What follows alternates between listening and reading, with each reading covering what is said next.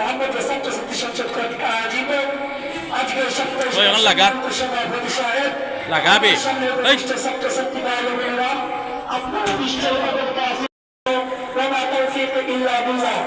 প্রিয় শিক্ষার্থীবৃন্দ, বিশ্বের সকল মুসলিম রাষ্ট্র এই বাংলাদেশ যার কারণে সম্মান পেয়েছে তা কোনো প্রফেসর কারণে নয়, তা কোনো রাষ্ট্রপতির কারণে নয়, তা পেয়েছে ওলা ভিডিও করবা তো ওলা ওলা হাতে হাতে লড়াই না তুমি ঠিক আছে আর এই হাজের মতো মাদ্রাসা থেকে যারা মাদ্রাসা পড়ে এবং পড়ায় তাদেরকে আল্লাহ তাআলা অনেক সম্মান দান করেছে যা কখনো কল্পনা করা যাবে না।